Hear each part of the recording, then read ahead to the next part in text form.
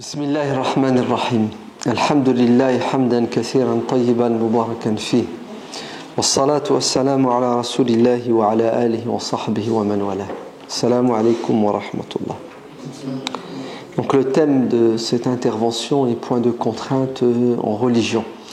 Apparemment c'est une traduction, n'est-ce pas, d'un passage du Coran qui dit en arabe La ikraha fi din, c'est ça. Qad tabayyana ar-rushdu min al-ghayy. L'être humain est libre de choisir la voie que bon lui semble. Il y a deux voies pour nous musulmans. La voie de la croyance et de la soumission à Dieu et celle de l'incrédulité et la rébellion à Dieu. Et Dieu a créé les êtres humains libres. C'est ce qui fait le charme de l'homme. Il est libre. Libre de croire en Dieu ou ne pas croire, libre de lui obéir ou lui désobéir. Ainsi, si Dieu l'avait voulu, tout le monde serait croyant comme il le veut. Dieu le dit à plusieurs reprises dans le Coran, وَلَوْ شَاءَ رَبُّكَ, si ton Seigneur l'avait voulu, tout le monde, tous les êtres humains seraient des croyants, c'est-à-dire des soumis, c'est-à-dire en arabe des muslimoun, des musulmans, des soumis. Ainsi, si des gens ne croient pas en Dieu, ne lui obéissent pas, c'est parce que Dieu le veut. C'est parce que Dieu l'a décidé. Alors vous allez vous poser la question en disant pourquoi est-ce que Dieu l'a décidé? Si vous êtes croyant, n'est-ce pas, musulman, vous croyez que le Coran c'est la parole de Dieu, normalement la réponse vous l'avez déjà. Puisque Dieu dit dans le Coran La yus'alu amma yaf'alu wa hum yus'alun, c'est-à-dire Dieu n'a pas à être questionné, Dieu n'a pas à rendre de compte sur ce qu'il fait. Il fait ce qu'il veut, il est le maître de l'univers. Imaginez-vous un jour votre gosse qui vient à peine de commencer à parler, vous pose la question pourquoi vous m'avez mis au monde, cher papa, chère maman? Je crois que vous allez être mal à l'aise, n'est-ce pas?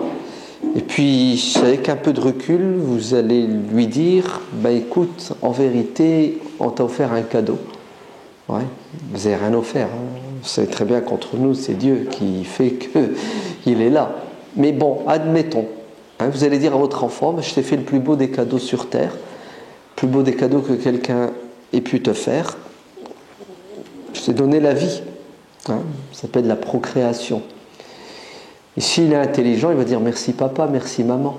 Au moins je suis vivant. Donc entre nous, Dieu fait ce qu'il veut et on fait confiance à Dieu et on sait que tout ce qui vient de Dieu est bon, c'est juste, c'est utile pour l'être humain. Donc entre nous, entre croyants, on dort la conscience tranquille, n'est-ce pas? Ce que Dieu décide, c'est ce qu'il y a de meilleur. Le Fudayl ibn Ayyad radiyallahu anhu disait je préfère le choix divin au choix de l'humain, car l'être humain, ce qu'il fait est très relatif. On pense faire le bien et on se trompe. On pense avoir fait du mal et finalement ça se termine en bien. Donc l'être humain est limité, n'est-ce pas? Tout ce qu'il fait est le fruit de son imperfection. Dieu est parfait. Tout ce qu'il fait est bon, véridique et juste. Quant à celui qui ne croit pas en Dieu, il n'a pas à poser la question pourquoi Dieu nous a créés libres, puisqu'il ne croit pas en Dieu. D'accord? C'est un non-sens. Il faut lui dire non, Dieu n'a rien créé, pour toi c'est Mère Nature qui a créé, va lui poser la question. Quand tu croiseras un arbre, tu lui diras pourquoi il est à l'origine de ton existence. Ou si jamais tu croises un atome, d'accord? Donc, on se situe bien. Parce que les incrédules, athées, pour essayer de vous déstabiliser, vous diront oui, mais si Dieu existe vraiment, alors pourquoi est-ce qu'il y a ce désordre sur terre? Ça sous-entend que Dieu est bon et juste et qu'il devrait arrêter l'hémorragie qu'il y a sur terre. Donc puisqu'il ne le fait pas, donc c'est qu'il est mauvais, n'est-ce pas? Donc Dieu ne peut être mauvais, puisque Dieu doit être parfait. Donc Dieu n'existe pas. Ou sinon votre Dieu est mauvais. C'est leur manière de penser, de réfléchir. La meilleure façon, à mon avis, de répondre, vous savez, c'est quoi? C'est, tiens, tu as raison, c'est vrai, je n'avais pas vu les choses sous cet angle, Dieu n'existe pas. Ok, d'où vient cet univers? Le mal dont tu parles existe toujours. Ce n'est pas Dieu, puisqu'il n'existe plus ni pour toi, ni pour moi. Donc, qui est à l'origine de ce mal? Donne-moi la réponse, toi, maintenant. Il sera obligé de vous dire, c'est l'être humain, puisque c'est lui la seule créature sur terre qui est libre et responsable, n'est-ce pas? Et d'ailleurs, ces gens-là sont malhonnêtes, puisque quand quelqu'un les agresse, ils le traînent devant un tribunal, c'est ça? Et ils réclament justice. Donc, ils rejettent la responsabilité sur celui qui les a agressés. Et si je te pique ton portable, d'accord? Et tu réagis. Si je te dis, c'est pas de ma faute, c'est la faute de Dieu, parce que c'est Dieu qui décide et qui fait les choses, tu vas rire. Tu vas pas accepter cet argument. Donc, arrêtez d'utiliser cet argument qui n'a pas de sens, parce qu'entre nous, le problème des malheurs sur terre, tu ne les règles pas de cette manière. Les malheurs sur terre sont le fruit de la volonté des actes des humains qui devront rendre des comptes. Mais ça reste effectivement que pour nous croyants, on se pose quand même la question en disant, Seigneur, pourquoi? De deux choses l'une ou l'autre, soit tu as une foi en béton et là tu te dis, je fais confiance en Dieu, comme l'enfant fait confiance à son père et à sa mère quand il l'emmène au médecin pour lui planter un bout de ferraille dans la cuisse, ce qu'on appelle une piqûre, qui lui fait mal. S'il ne comprend pas à l'âge de 3 ans et à l'âge de 4 ans, il comprendra quand il aura 20 ans, je ne sais trop quand, mais un jour ou l'autre, la sagesse de ses parents sera pour lui claire et limpide.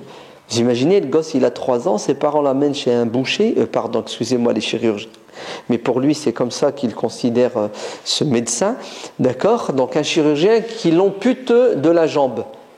Et il ressort de là avec une jambe en moins, il ne peut plus jouer avec ses amis, ses copains. Méchant parent, méchant chirurgien. À l'âge de 15 ans, il comprend qu'il avait une gangrène, c'est ça. Et si jamais on ne lui avait pas coupé la jambe, il aurait perdu toute sa vie. Donc, nous, en tant que croyants, on dort la conscience tranquille, c'est ça. On sait que Dieu fait ce qu'il veut. Et ce que Dieu fait, c'est ce qu'il y a de meilleur, parce qu'il est parfait. On est d'accord? Très bien. Donc, Dieu nous a créés libres. Ok? Un corps, une intelligence, une raison, une âme. Dieu s'est adressé à nos âmes et il nous a fait une proposition. Est-ce que vous faites le choix d'être libre? Soit vous existez et vous allez ressembler au monde animal, au monde végétal, ou vous allez ressembler aux anges, ou soit vous devenez responsable. Et nous avons opté pour la responsabilité avec ce que ça a comme conséquence. C'est-à-dire, il faut assumer. Tu fais du bien, tu es récompensé, tu fais du mal, tu seras jugé. Bon, on est là sur Terre, qu'on le veuille ou non, que ça nous plaise ou non, qu'on soit d'accord avec la volonté divine ou non, le résultat est là, il faut faire marcher le schmilblick. On est d'accord? Très bien. L'être humain est libre. L'être humain est responsable. L'être humain doit vivre sur terre. Et c'est quoi la volonté de Dieu? C'est qu'on ne s'entretue pas. C'est qu'on s'accepte avec nos différences et nos divergences. Et c'est aussi la volonté des êtres humains sensés, doués d'intelligence. N'est-ce pas? Tout être humain normal aspire au bien-être et au bonheur, à vivre en paix avec lui-même et avec les autres. Donc, l'objectif et le souhait, que ce soit de Dieu ou de tout un chacun, croyant ou non croyant en Dieu, parenthèse, tous les êtres humains croient en quelque chose. La différence, c'est que leurs croyances diffèrent, point final, mais on croit tous en quelque chose. Donc, La volonté de Dieu et la volonté des êtres humains, c'est quoi? C'est de réaliser sur Terre un projet qui est le vivre ensemble, l'acceptation des différences. On est d'accord? Très bien. On ne pourra pas vivre dans la paix et dans le bonheur et le bien-être si on n'intègre pas cette notion de liberté qui est opposée à la notion de contrainte. Ouais. Si je suis libre, ça sous-entend que tu ne m'imposes rien du tout. Et je crois que tous les êtres humains refusent de se soumettre à leurs semblables. Et s'ils acceptent, c'est soit parce qu'ils n'ont pas le choix, donc celui qui les soumet utilise la force, il est plus puissant, ou soit parce qu'ils y trouvent un intérêt, comme tu te soumets à ton patron, à ses lois, n'est-ce pas? Mais l'être humain par nature aspire à la liberté en permanence. On est d'accord? C'est logique. D'ailleurs, les êtres humains meurent pour se libérer. C'est ça? Ils sont prêts à mourir pour se libérer. Ils préfèrent mourir que de vivre comme des esclaves. C'est fort quand même. Vous vous rendez compte comment la liberté, c'est quelque chose qui est intrinsèque. C'est comme l'oxygène. Tu respires pas, tu meurs.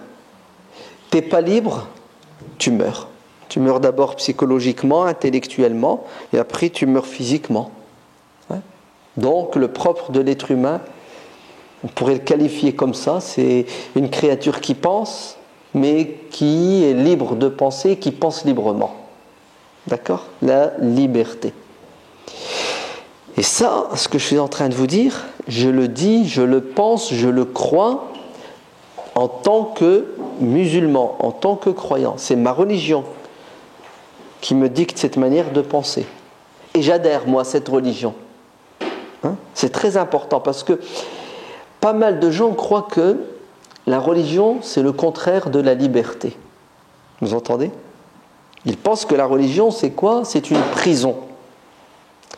C'est-à-dire, ils pensent que celui qui croit en Dieu n'est plus libre, d'accord, puisque Dieu lui met des limites, c'est ça? Et ils pensent que ceux qui croient en Dieu veulent ôter aux autres leur liberté en leur imposant les mêmes limites que Dieu leur impose. Ils n'ont pas tout à fait tort de penser comme ça, puisque l'histoire est là pour prouver que c'est ce qui s'est passé plus ou moins dans certaines régions. Et en partie, c'est ce que l'islam dit. C'est-à-dire l'islam nous dit que nous sommes libres, mais avec des limites. C'est-à-dire Dieu nous impose des limites. On est libre, mais parce que nous sommes musulmans, nous sommes en même temps soumis. C'est-à-dire, nous revêtons quand même l'habit de l'esclave. On reçoit des ordres de Dieu. Mais bon, c'est un choix. On a opté pour être des esclaves, c'est ça, mais de Dieu, pas des êtres humains, nos égaux. Comme d'ailleurs, toi, tu as opté pour être un ouvrier. Donc automatiquement, tu as un patron. C'est quoi un patron? C'est quelqu'un qui te donne des ordres, qui t'interdit des choses, qui te met des limites à ta liberté. Nous avons un patron qui s'appelle Dieu, qui nous dit de faire des choses et de ne pas faire des choses et qui nous met des limites. Donc je pense que c'est logique, c'est le bon sens. D'ailleurs, quand on vit en société, on est libre, mais on a quand même des limites. La société nous impose des lois, c'est ça. Tu fais pas ce que tu veux. D'ailleurs, ces lois-là, de deux choses l'une ou l'autre, elles sont faites par des êtres humains, ou pour nous, musulmans, une partie de nos lois viennent de Dieu. On pense et on croit qu'elles viennent de Dieu. Et une autre partie des lois qui gèrent la société musulmane sont faites aussi par des êtres humains qui pensent ces lois à la lumière de quoi? De ce que Dieu veut, de ce que Dieu souhaite. Très bien. Donc, nous sommes libres et nous pensons, nous musulmans, que tous les êtres humains sont libres, doivent rester libres, toujours dans ce cadre, et que nous n'avons pas le droit, nous n'avons pas ce pouvoir d'empêcher les êtres humains d'être libres, de leur retirer cette faculté. Si dans l'histoire, et en particulier dans notre Occident, la religion à un moment donné a été synonyme d'intolérance, de contrainte, parce que des religieux ont compris la religion chrétienne, n'est-ce pas, de cette manière et ont imposé leur religion. On est même arrivé à un moment donné d'histoire, on a créé une police religieuse, c'est ça? Ce qu'on appelle l'inquisition. C'est-à-dire ceux qui n'adhèrent pas au credo de l'Église, ouais, et ceux qui vivent dans le monde chrétien doivent se soumettre, et en particulier, on a vécu ça en Occident, dans le sud de la France, à un moment donné, il y avait les Cathares, c'est ça, hein, les Albigeois, puis après il y avait les musulmans, dans le sud de l'Europe, en Espagne, l'Inquisition, ouais, vous allez vous convertir au christianisme, et si vous ne voulez pas vous convertir, vous allez mourir, c'est ça? Alors certains musulmans ont fait le choix de mourir libres, d'autres ont opté pour vivre soumis physiquement, mais libres psychologiquement et spirituellement. Mais avec le temps, de génération en génération, les musulmans ont perdu leur âme, n'est-ce pas? Et ils ont carrément disparu. Donc, si la religion, à un moment donné de l'histoire, elle est devenue intolérante et elle a forcé les gens à se soumettre, sachez que ce n'est pas le cas de la religion musulmane. D'ailleurs, je me demande si on doit l'appeler religion. Pourquoi? Parce que nous, musulmans, nous croyons que l'être humain est libre et doit rester libre, pas parce qu'on a envie, pas parce que ça nous plaît, mais parce que c'est la volonté de Dieu. On est d'accord? Coran à l'appui. Le Coran est un hymne. Vous savez, c'est un livre qui appelle à la liberté. Dieu dit dans le Coran, La ikraha fid-din. Point de contrainte en religion. C'est-à-dire, vous ne pouvez pas forcer un musulman à quitter l'islam, comme un musulman ne peut pas forcer un non-musulman à adhérer à l'islam. Pour la simple et unique raison, c'est que Dieu veut que les êtres humains choisissent librement leur croyance. La preuve, Dieu dit, dans un autre verset de la sourate La Caverne, فَمَنْ شَاءَ فَلْيُؤْمِنْ وَمَنْ شَاءَ فَلْيَكْفُرْ. C'est-à-dire, quiconque veut adhérer à l'islam, qu'il adhère, il est le bienvenu. Et ceux qui ne veulent pas adhérer à l'islam, alors qu'ils n'adhèrent pas, ils seront toujours les bienvenus. Vous entendez? C'est fort quand même. J'ai même envie de vous dire, je vais exagérer, mais c'est juste pour que vous compreniez, on dirait que l'islam incite les gens à ne pas adhérer à l'islam, ouais, pour des raisons qui ne sont pas nobles. C'est-à-dire, l'islam te dit, il ne faut surtout pas que tu sois hypocrite. Ouais. N'adhère pas à l'islam pour gagner de l'argent. N'adhère pas à l'islam parce qu'il y a une pression. N'adhère pas à l'islam parce que tu veux te marier avec une musulmane ou avec un musulman. Non, non, non, non, non. Reste libre et assume ta liberté. Vous savez pourquoi? Parce que Dieu ne veut pas d'hypocrites. Il n'a pas besoin d'hypocrites, comme il n'a pas besoin non plus de gens sincères, mais en tout cas Dieu condamne l'hypocrisie. Ainsi, vous savez ce qu'il nous dit? Il nous dit, non, non, non, non, non, ça ne sert à rien de faire du cinéma. Ouais. Si vous devez adhérer à l'islam, soyez entiers. N'adhérez surtout pas à l'islam, allez-vous-en, restez où vous êtes, restez comme vous êtes. La preuve, regardez, Dieu dit dans le Coran, lakum dinukum waliya din. C'est-à-dire, vous avez votre religion, et nous avons la nôtre. Ce qui sous-entend que votre religion, ben, écoutez, elle restera jusqu'à la fin des temps. Ouais. D'ailleurs, ce qui est magnifique, c'est que vous avez dans le Coran plein de versets parsemés. Mais les musulmans ne connaissent pas tous le Coran en entier, ou par cœur, hein, c'est normal. Ainsi, peut-être que ces versets, qui sont dans des sourates qu'ils n'ont jamais lues, qu'ils ne peuvent pas lire, leur échappent.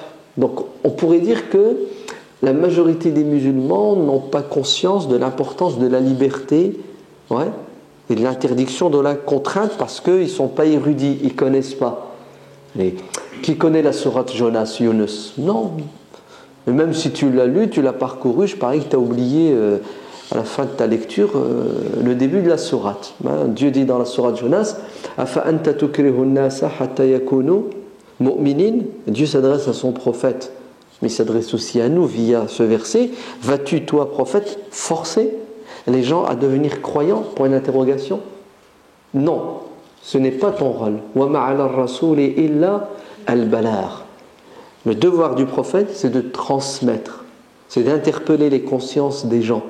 Ensuite, chacun est libre d'adhérer ou non. Vous savez, tous ces versets peuvent nous échapper par manque d'érudition. Mais regardez comment Dieu résume ces grands principes dans des petits passages du Coran, ce qu'on appelle des sourates, qui, eux, ces passages, sont accessibles par tout le monde. Ouais.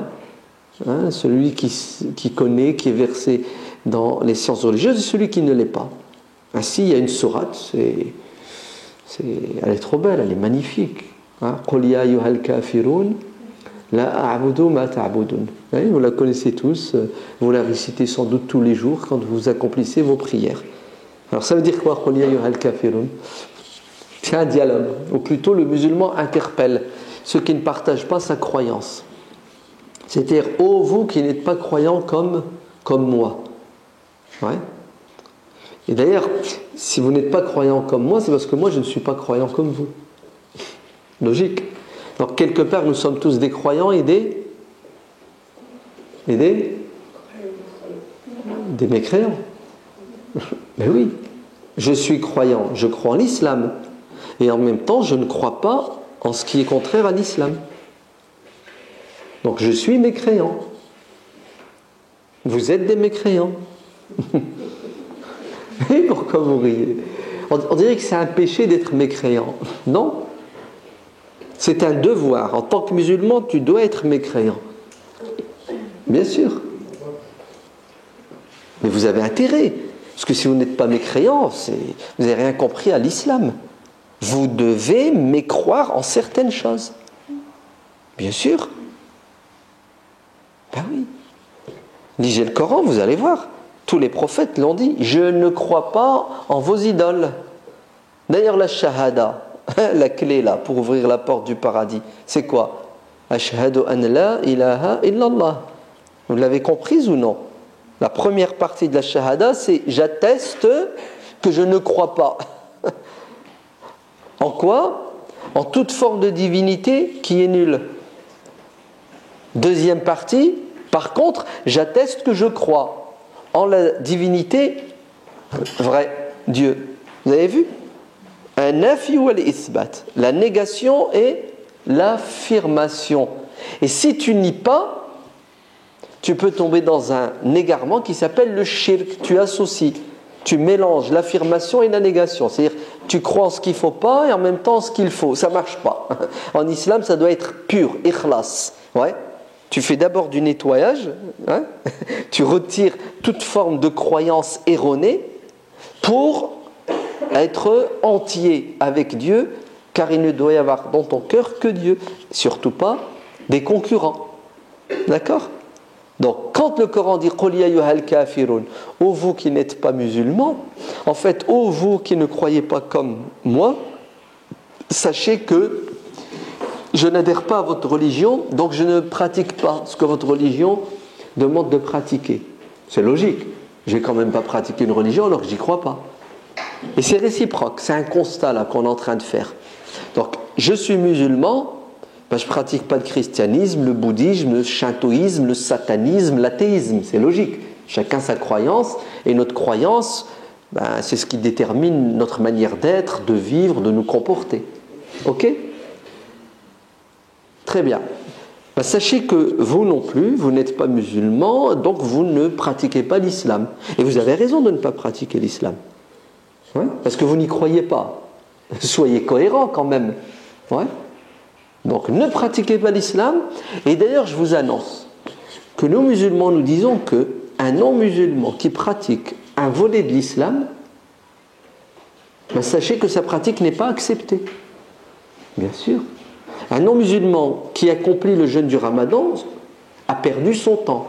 À la rigueur, il a fait un régime, forcé, mais sans plus.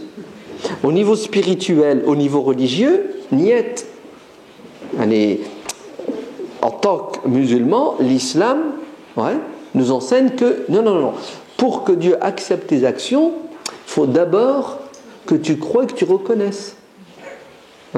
C'est pour ça que ça n'a pas de sens de demander à un non-musulman de respecter des pratiques religieuses. D'ailleurs, vous n'avez pas le droit de lui demander, encore moins de le forcer. Et si jamais il le fait, dites-lui d'arrêter parce qu'il perd son temps. Sauf si ça l'amuse, tant mieux pour lui, si ça lui fait du bien. Mais au niveau spirituel, niet, c'est pas accepté. Ton ramadan n'est pas accepté par Dieu. Logique ou pas logique? Donc, vous voyez jusqu'où va la tolérance. Pas d'hypocrisie. Tu dois être entier. Tu dois adhérer d'abord de manière libre, pour que Dieu accepte.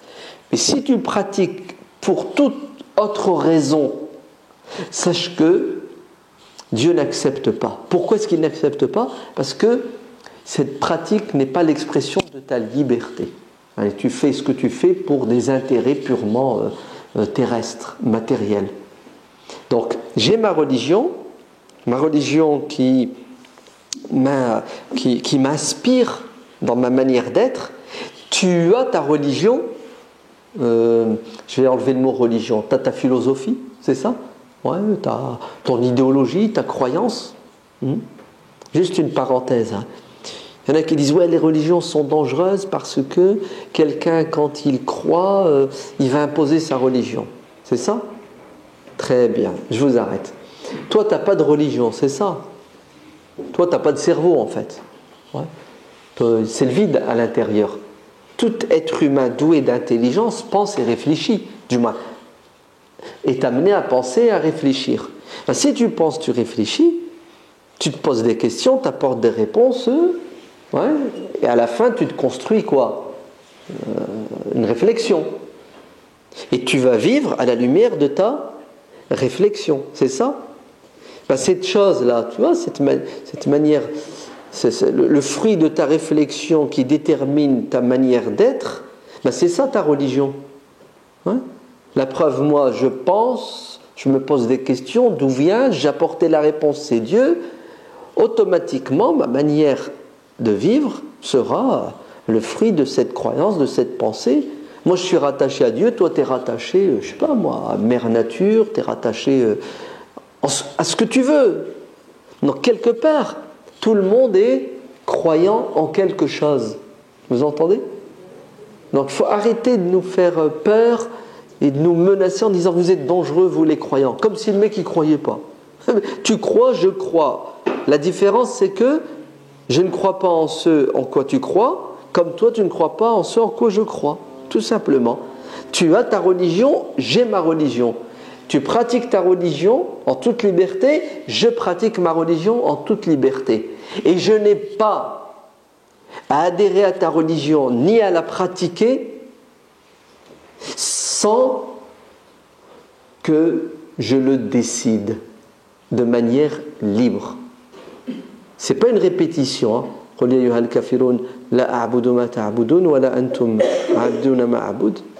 C'est pas une répétition, vous savez. C'est un constat. Tout le monde est libre, tout le monde croit en quelque chose, tout le monde agit à la lumière de sa croyance. On est d'accord, ça c'est le premier constat. On passe à une deuxième étape. On fait quoi avec cette divergence, cette pluralité? Comment est-ce qu'on la gère? Regardez, jamais je n'adhérerai à ta religion et je ne la pratiquerai. Comme toi, jamais tu n'adhéreras à ma religion et tu ne la pratiqueras, sauf si librement tu décides de changer. Donc, aucune pression. Ok, très bien, je suis convaincu, je reste sur mes positions. Tu es convaincu, tu restes sur tes positions. On fait quoi après discussion? C'est ce qu'on fait? Conclusion. Lakum dinukum waliyadin. À toi ta religion et à moi la mienne. Eh oui. Est-ce que vous vous rendez compte? Notre Coran reconnaît la pluralité des religions. Vous avez votre religion, j'ai la mienne. Regardez comment le verset du Coran est clair. Il considère que l'autre, le polythéiste, ce verset s'adresse en premier lieu à qui? Aux Mécois polythéistes de la Mecque, qui sont en dialogue. Avec qui? Avec les musulmans. Il y a un bras de fer. Non, un bras de fer à sens unique. Les polythéistes de la Mecque ne veulent pas laisser les musulmans adhérer et pratiquer leur religion. Ils ne veulent pas laisser les êtres humains adhérer à l'islam et les musulmans à pratiquer leur religion. Ils veulent leur imposer. Ils ont essayé par tous les moyens de les en empêcher, mais une fois qu'ils sont devenus musulmans, ils ont essayé de les dissuader de rester musulmans par la pression psychologique, par la pression physique. Et une fois qu'ils ont vu que ce n'était pas possible, ils sont passés à quoi? À une tentative terrible, c'est de les soudoyer. Vous savez, c'est de les corrompre. Et ils leur ont fait une proposition satanique. Nous sommes prêts à faire un pas et nous convertir à l'islam et pratiquer l'islam pendant 6 mois, 1 an si vous voulez. Et une fois l'année passée, c'est vous qui allez adhérer à notre religion, le polythéisme, et vous allez pratiquer le polythéisme pendant 1 an. 1 an comme ça, 1 an comme ça. On passe du coq à l'âne à chaque fois. Mais le Coran a été tranchant. Gardez votre religion, je garde la mienne. Pas d'hypocrisie. Et Dieu appelle leur religion, Dieu appelle leur croyance, leur mode de pensée un din. Din. Comme l'islam est un din, une religion. Donc, vous avez un din, j'ai un din. Donc, il y a des dins sur terre, il y a des religions sur terre. Et une des religions, la religion la plus importante, qui a le plus d'adhérents sur terre, vous savez c'est laquelle? C'est la religion de Shaitan. Eh bien oui, puisque Shaitan appelle les gens à le suivre, à l'écouter. C'est notre croyance, ok? Ceux qui ne croient pas au diable, vous pouvez dormir là. Vous oubliez tout ce que je suis en train de dire, vous l'oubliez. Là, je suis en train de parler aux musulmans pour qu'ils comprennent bien à quel point notre religion, elle nous enseigne à croire en la liberté. Vous êtes bien d'accord que Shaitan, le diable, se rebelle, c'est ça? Une fois qu'il s'est rébellé, Dieu ne l'a pas pulvérisé. Il lui a donné la liberté de quoi? De se rebeller déjà et de continuer dans sa rébellion. Vous entendez? Et Dieu aurait pu le stopper et lui dire tu vas vivre 50 ans, 100 ans et tu feras des dégâts pendant 100 ans. Non, le diable dit Seigneur, laisse-moi vivant jusqu'au jour de la résurrection. C'est ce que Dieu lui dit. Tu resteras vivant jusqu'à la fin des temps. On est d'accord? Très bien. Si Dieu voulait que les gens croient en lui malgré eux, il aurait fait disparaître le diable et il ne l'aurait pas laissé égarer les gens. Mieux, si Dieu était jaloux, si bien qu'il prive l'homme de sa liberté, vous savez ce qu'il aurait fait? Il aurait fait disparaître le diable pour que tout le monde suive les prophètes. Non? Mais il laisse le diable. Il lui dit, vas-y, bosse. Si tu es un homme, tu n'as qu'à réussir. Et le diable réussit bien. Puisque notre Coran, qu'est-ce qu'il nous dit? La majorité des gens ne croiront pas en Dieu. La majorité des gens suivront qui? Le diable. C'est-à-dire le contraire de ce que Dieu veut. Alors, est-ce que Dieu accepte, oui ou non? Mais c'est sa volonté, subhanallah. Vous entendez? C'est sa volonté. Le Coran dit وَلَكِنَّ أَكْثَرَ النَّاسِ لَا يُؤْمِنُونَ. La plupart des gens ne croient pas et ne croiront pas. C'est pour ça les détracteurs de l'islam qui prétendent que l'islam est une religion dangereuse parce que prosélyte et que l'islam va se répandre, voire il va s'imposer. Et leur objectif c'est de convertir la planète. C'est ça? nous répondons à ces gens-là en disant non, non, non, non, non, vous avez mal lu le Coran. Ouais. L'islam, certes, est une religion prosélyte, comme le Parti Socialiste, l'UMP, le Front National, Vert Écologie, ils sont des partis, des religions, des idéologies, c'est ça, prosélytes. Ils essaient d'avoir le maximum d'adhérents pour réaliser leur projet, n'est-ce pas? Tout le monde est prosélyte. Même le commerçant du coin est prosélyte. Il lui faut des clients pour vendre ses tomates. Ben c'est comme ça. Ouais. Tout être humain voudrait que les gens partagent ses idées parce qu'ils pensent avoir raison, être détenteurs de la solution au problème. Donc, nous disons que, d'avance, on annonce les couleurs et nous disons que la majorité des gens ne seront pas musulmans. Ouais. Et on ne pourra pas changer la volonté de Dieu, le destin divin. Impossible. Ouais. Vas-y, fais ce que tu veux. Le résultat, il est connu d'avance. Ouais. Regardez, Dieu envoie des prophètes. Nous, musulmans, nous croyons que Dieu sait tout. Oui ou non? Il n'attend pas qu'une chose arrive pour découvrir cette chose. Oui ou non? Quand Dieu envoie un prophète, il sait si oui ou non les gens vont croire et le nombre de personnes qui vont croire. Vrai ou faux? Mais il envoyait des prophètes et il savait que personne ne croirait en eux. Le prophète sallallahu alayhi wa sallam a dit, le jour de la résurrection, des prophètes seront ressuscités et ils n'auront été suivis que par 3 personnes, 2 personnes, 1 personne, voire 0 personne, et d'autres des millions, des milliards. Vous vous rendez compte? C'est-à-dire Dieu, il envoie un prophète, et il sait d'avance que ce prophète. Vous allez dire, alors pourquoi il l'envoie? Ben comme ça, ces gens-là, le jour de la résurrection, ne diront pas, Seigneur, c'est de ta faute si on n'était pas croyants, on ne savait pas, tu ne nous as pas envoyé de prophète. Enfin, ça ne marche pas, votre hypocrisie là. Je vous ai envoyé un prophète, vous avez refusé. C'est pour ça, nous, on n'est pas payés au résultat. Ouais. Vous entendez? Celui qui croit au résultat, vous savez ce qu'il fait? Il utilise tous les moyens pour avoir du résultat. C'est-à-dire, il va même utiliser la force et la violence pour convertir les gens, parce que c'est une question de chiffres. Ouais. Nous disons que il n'y en a qu'un qui peut forcer quelqu'un à croire, c'est Dieu. Oui. Dieu dit dans le Coran, écoutez bien, innaka la tahdi man ahbabta walakin Allah yahdi man yasha'u wa huwa a'lamu bil muhtadin. Normalement, ce verset doit être suffisant, il résume tout. Dieu à nouveau interpelle son prophète. Et via son prophète, nous. Le prophète avait un oncle qui s'appelait Abu Talib. Un oncle qu'il aimait et lui-même l'aimait. Abu Talib aimait son neveu et le prophète aimait son oncle. Jusque-là, tout va bien, n'est-ce pas? Très bien. À l'âge de 40 ans, le prophète annonce qu'il est le dernier des messagers.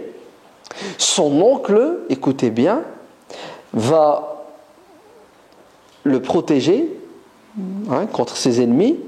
Il va même aller jusqu'à se sacrifier lui-même. Il va y lisser des plumes d'ailleurs. Et il n'adhérera pas à la religion de son neveu.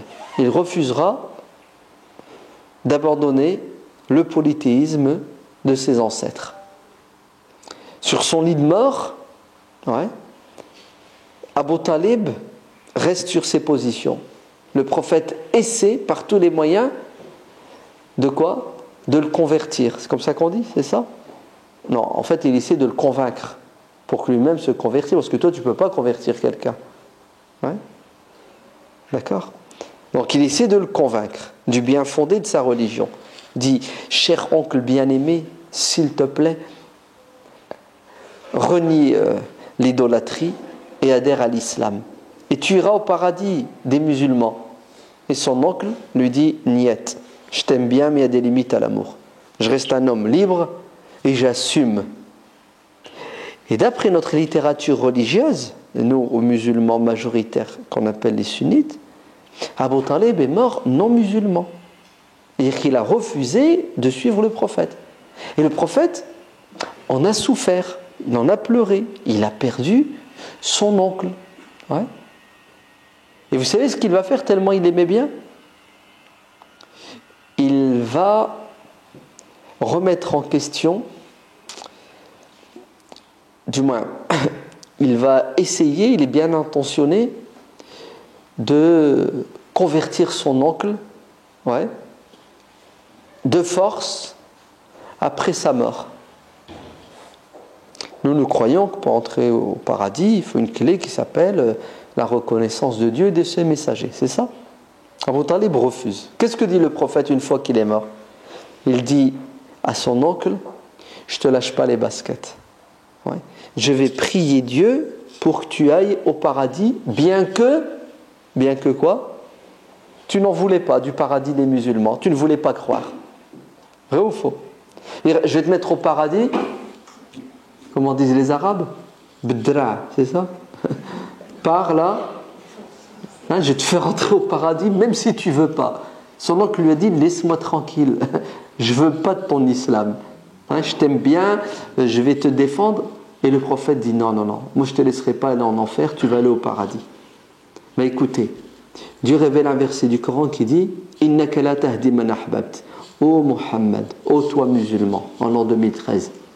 Tu sais les personnes que tu aimes, quelle que soit la personne, ça peut être ton père, ton fils, ta femme, quiconque, tu n'as pas le pouvoir de lui imposer la religion. Bien que tu essaies de lui imposer la religion par amour, tu l'aimes. C'est comme quelqu'un qui fume. Ton père fume 2 paquets et demi. Tu sais qu'il va attraper un cancer. Tu essaies par tous les moyens de quoi? De le forcer à arrêter. Ouais. Mais s'il ne veut pas arrêter, tu ne pourras pas. Si, tu sais ce que tu fais?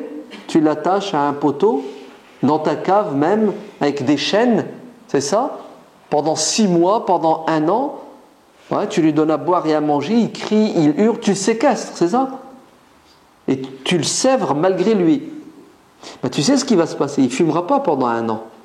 Mais une fois que tu le libéreras, s'il veut fumer, il reprendra la cigarette.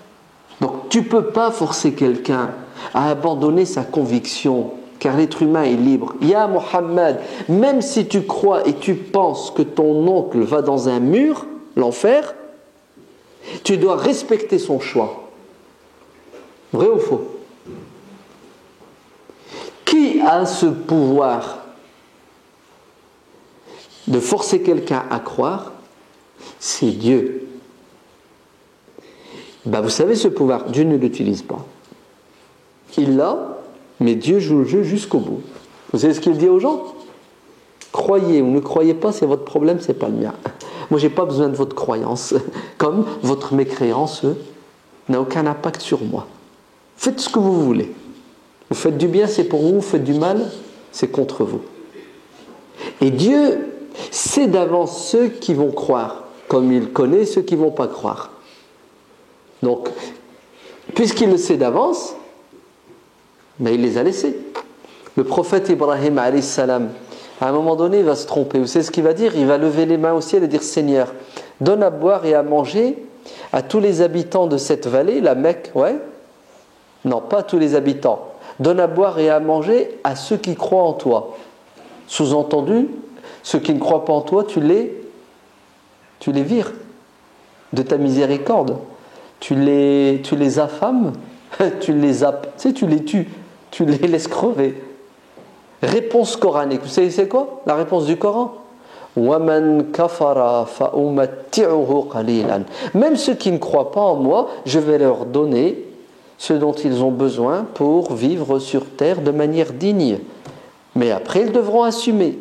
Vous vous rendez compte, Ibrahim, alayhi salam, il a cette intention, mais Dieu le corrige en lui disant « Non, ça ne marche pas comme ça, ya Ibrahim. Ouais. » L'être humain, il est libre de faire ce qu'il veut.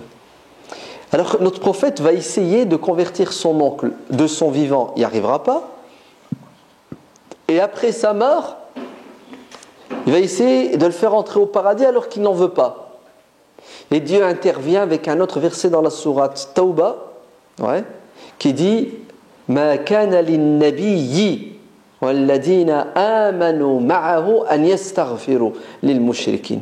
Il n'est pas permis aux prophètes ni aux croyants de demander à Dieu de mettre au paradis ceux qui ne croyaient pas.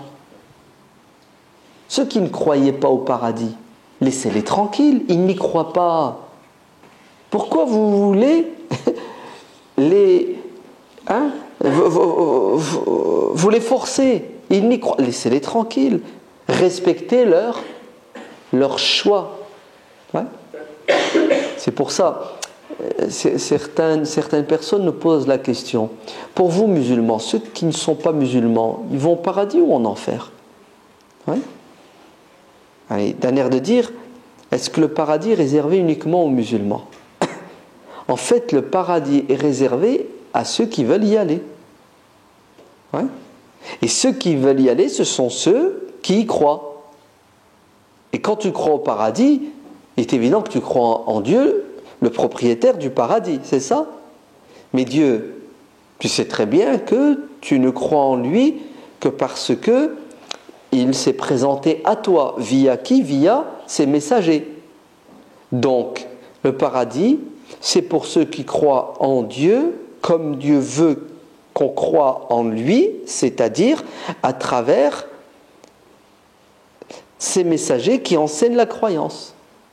Donc, toute personne qui reconnaît le messager de Dieu, qui s'appelle Moïse, ou qui s'appelle Adam, ou qui s'appelle Abraham, ou qui s'appelle Jésus ou Mohammed,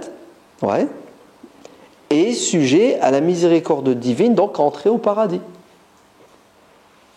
Vous allez me dire, c'est bon alors, les juifs et les chrétiens croient en Jésus, en Moïse. Oui, les juifs qui croyaient en Moïse à l'époque de Moïse et après Moïse sont les croyants, d'accord, qui croyaient au paradis. C'est normal que Dieu leur donne leur ticket d'entrée au paradis.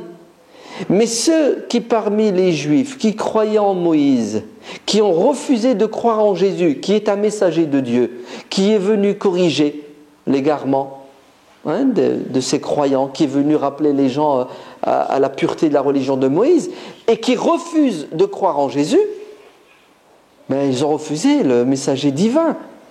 Donc, ils refusent la volonté de Dieu. Donc, c'est tout à fait normal qu'ils soient considérés par Dieu comme des rebelles. Parce que Dieu, tu ne crois pas en lui comme tu veux. Tu ne lui obéis pas comme tu veux. Tu lui obéis comme lui, il veut. Tu crois en ce qu'il veut. C'est du domaine de la croyance et de la soumission. Et d'ailleurs, demandez aux chrétiens, ils vous diront exactement ce que je viens de dire. Si vous voulez le salut, il faut passer par Jésus. C'est ça? Et ils ont raison. Très bien. Et nous disons la même chose. Le salut, il faut passer par Jésus, jusqu'à ce que Dieu envoie un nouveau prophète, qui rappelle les vérités que Jésus a enseignées et qui va corriger l'égarement de ceux qui prétendent détenir la vérité de Jésus.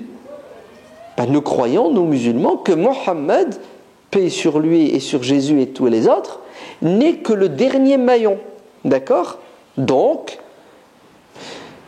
la croyance, c'est l'acceptation de Dieu et de ses prophètes pour pouvoir être agréé par Dieu et ses prophètes. Donc il faut croire au prophète Mohammed et au prophète Jésus, au prophète Moïse, David, Salomon, Abraham et tous les prophètes. C'est pour ça, nous musulmans, nous disons Kullun amana billahi wa malaikatihi wa kutubihi wa rusulihi. Pour que tu sois croyant, il ne faut pas croire au prophète Mohammed. Si tu crois au prophète Mohammed, tu n'es pas musulman. Attention, là, coupez pas ici. Sinon, je ne sais pas quelle est là. C'est une mise en garde qui me mène directement en enfer. Pour être musulman, il ne faut pas croire au prophète Mohammed uniquement. Il faut croire au prophète Mohammed et à tous ses frères qui l'ont précédé. Regardez. Kullun amana billahi wa malaikatihi wa rusulihi. Écoutez, moi Jésus, je ne l'ai pas vu. Moïse, je ne l'ai pas vu. Je suis au temps du prophète Mohammed alayhi salam. Là, je suis vivant. Je m'appelle Abou Bakr. Je crois en Mohammed, il est là, il fait des miracles, je crois en lui. Non, non, non, non, non.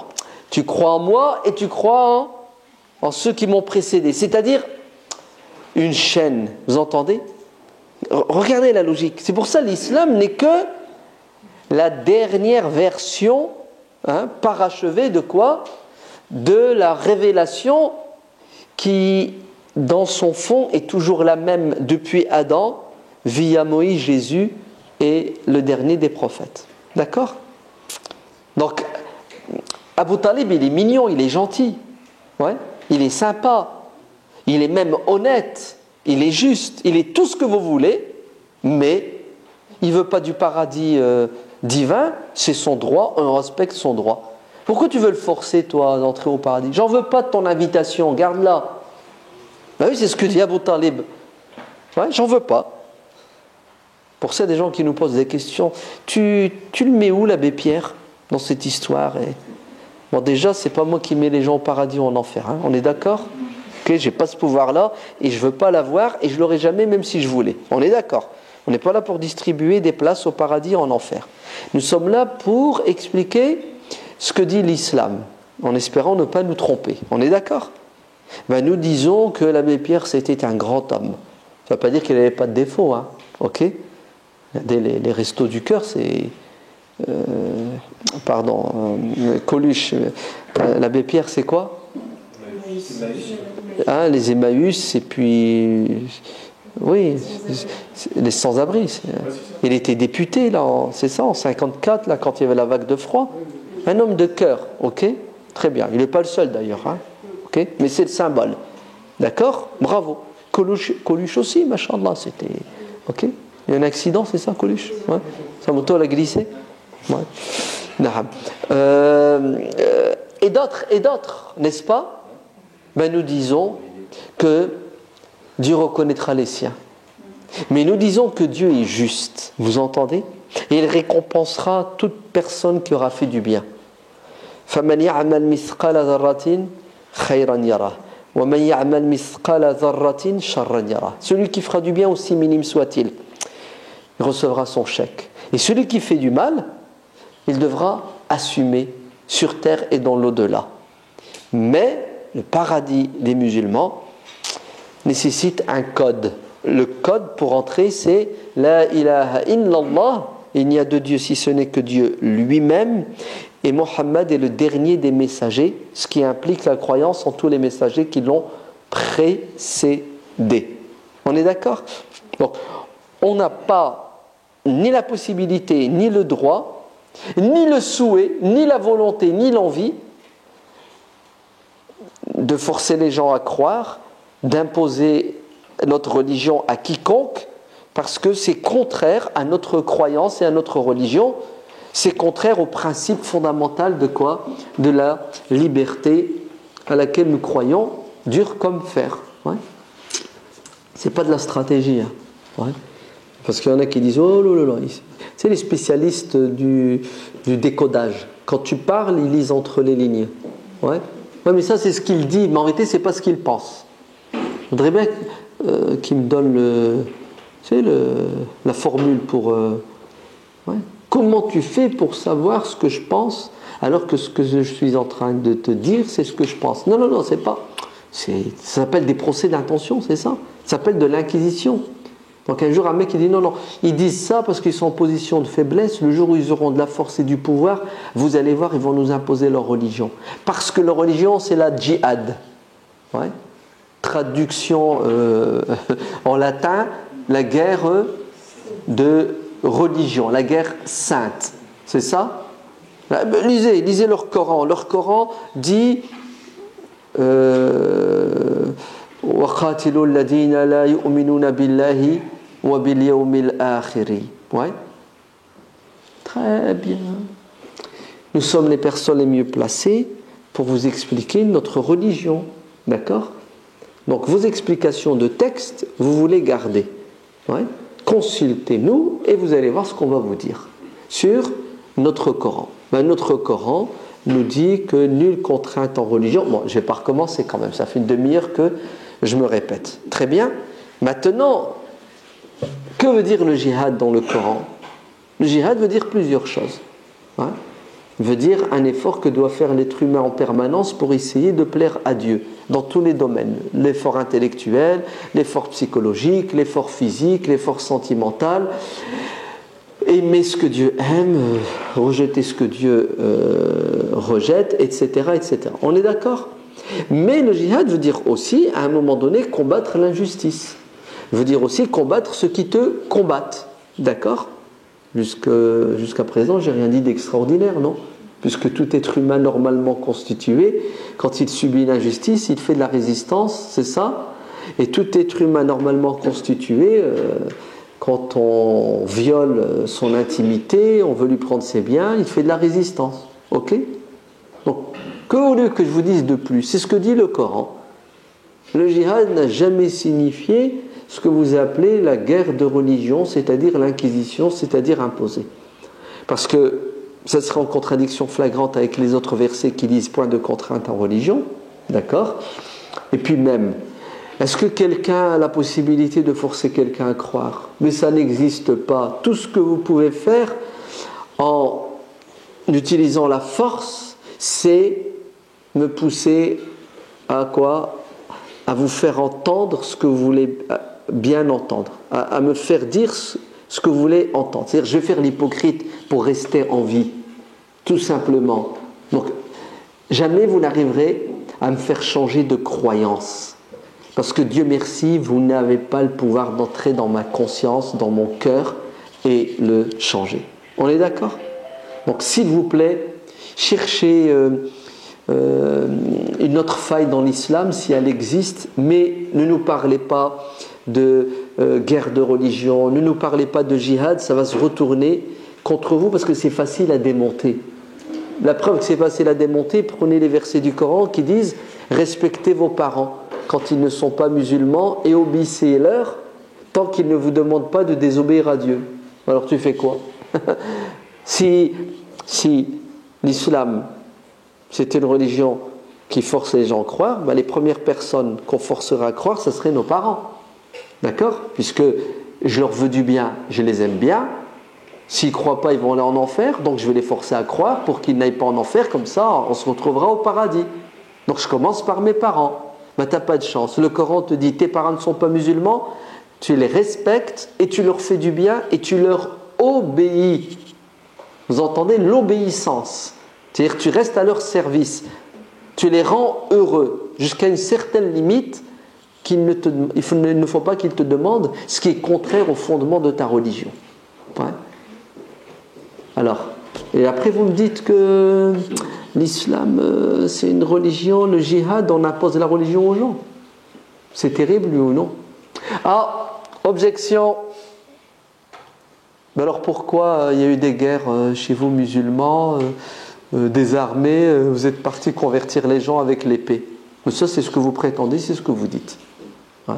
Si les musulmans avaient répandu leur religion en utilisant la force, soit vous croyez sincèrement, ça m'étonnerait, tu me forces à croire, je ne croirai jamais sincèrement ta religion parce qu'elle est mauvaise, parce que tu me prives de ma liberté. C'est ça ? Ou soit je vais me convertir hypocritement, ou soit tu vas me tuer si je refuse la première et la deuxième. C'est ça ? Donc, si je suis votre logique, les musulmans auraient dû massacrer, décapiter tous ceux qui ne veulent pas être musulmans. C'est ça ?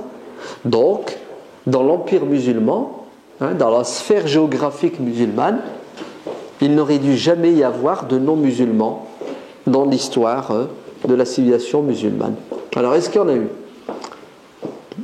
C'est pas est-ce qu'il y en a eu, il y en a encore. D'accord ? Il y a toujours eu des non-musulmans. La preuve, dans le droit musulman, vous avez des lois réservées pour les non-musulmans. Vous avez des tribunaux pour les non-musulmans. Donc, arrêtez, pitié, arrêtez parce que c'est contre-productif. Tout ce que vous êtes en train de faire, c'est de pousser les musulmans à quoi ? À réagir pour expliquer leur religion. Et ce n'est pas dans votre intérêt, vous, les ennemis de l'islam. D'accord ? Ou bien, si vous voulez nous faire taire et dénigrer notre image, faites-le bien. Mais n'utilisez pas des arguments aussi bas, bêtes et stupides que cela. Alors, j'entends qu'il y a sans doute eu dans l'histoire de l'islam des musulmans intolérants qui ont voulu ou qui ont réellement imposé l'islam. Si ça existait, sachez qu'ils ont contredit l'islam, ils ont commis une injustice, et que Dieu les punira, et que Dieu est en colère contre eux. Et si aujourd'hui, certains musulmans pensent comme ça, écoutez, ils contredisent l'islam, et Dieu n'est pas d'accord avec eux, et moi je ne suis pas d'accord avec eux, et la majorité des musulmans sur terre ne sont pas d'accord avec cette poignée de musulmans fanatiques, intolérants, qui ont compris l'islam de cette manière. Ouais. D'ailleurs, je me pose la question, est-ce qu'ils existent vraiment? Non, ils n'existent pas. Vous savez, là, ces gens-là que vous montrez du doigt, que vous dites que ce sont des terroristes islamistes, vous savez, la liste des istes, ils sont très tolérants envers les non-musulmans. Ah oui, ils vous disent que le non-musulman, c'est un dhimmi, c'est-à-dire un non-musulman qui vit parmi les musulmans, qui doit être sous la protection de Dieu, de son prophète et des musulmans, et qu'on lui doit du respect. Et que celui qui porte atteinte à l'intégrité physique, morale, spirituelle et matérielle d'un non-musulman ne sentira pas l'odeur du paradis le jour de la résurrection, bien que l'odeur du paradis se sente à 40 voire 70 années de marche. Et que celui-là aura en face de lui, contre lui, le prophète de l'islam, qui ne sera pas son avocat, mais plutôt le procureur qui va le juger et le condamner. D'accord ? Donc, point de contrainte en religion, en politique, dans tous les domaines. Car le propre de l'être humain, c'est qu'il est libre et qu'il doit rester libre. Mais en vérité, vous savez, cette thématique, j'ai envie de vous dire, on ne devrait même pas l'aborder, puisque nous sommes Français. En France, on n'a pas de problème de liberté. Vous êtes bien d'accord? En France, cette question de liberté, elle a été tranchée depuis quelques siècles quand même. Hein. Nos ancêtres, après la Révolution française, ils ont bossé. Ouais. Puis après, au XXe siècle, on atteint le paroxysme dans la notion de liberté. Regardez, même aujourd'hui, c'est le top quand même. Les homos sont libres, les athées sont libres, tout le monde est libre. Donc je ne vois pas pourquoi on montre du doigt les musulmans sont dangereux, ils sont contre la liberté. Ça ne va pas, non, les musulmans sont libres, et Dieu merci, parce que vive la France, ok. Et puis celui qui n'est pas musulman, il est libre aussi, et vive la liberté, et vive la France. Le problème de la liberté se pose où ça? Dans les pays du tiers-monde, vous avez des dictateurs qui, eux, empêchent leurs sujets de jouir de la liberté puisqu'ils les considèrent comme des esclaves, propriété privée. Ouais, je croirais au Moyen-Âge. Le Seigneur, tu m'appartiens, toi, ta femme, tes enfants, ton temps, ta terre, etc. Le problème, il est dans les pays du tiers-monde, où effectivement, il n'y a pas de liberté. Les pays du tiers-monde où des dictateurs font des gens des esclaves. Et le problème, c'est que nous les Occidentaux, quelque part, on soutient ces dictateurs. Et si on ne les soutient pas, on ne les combat pas suffisamment. D'ailleurs, vous avez vu toute la pub, ou plutôt tout l'hommage qui a été rendu hier, c'est ça? Nelson Mandela, c'est ça? Ah, bravo! Nelson Mandela, c'était un rajl, oui ou non? C'était un homme. Je signe à 1000%. On est d'accord? Mais pourquoi alors on ne fait pas autant d'hommages à des gens qui sont vivants, des Nelson Mandela en puissance, dans beaucoup de pays, n'est-ce pas? Par exemple en Palestine, vous en avez des milliers qui sont en prison parce qu'en Palestine il y a l'apartheid. Non, vous ne savez pas ça? Les Bantoustans, ils existent en Cisjordanie. D'ailleurs, Gaza, c'est une prison à ciel ouvert. Mohamed Morsi, c'est le Nelson Mandela égyptien, non? C'est pas ça? Président élu démocratiquement, coup d'État, il est en prison, on ne sait même pas où il est. Ils ont jugé la semaine dernière ou cette semaine une quinzaine de jeunes filles. Certaines, elles ne sont même pas majeures et vaccinées, c'est ça? Ouais.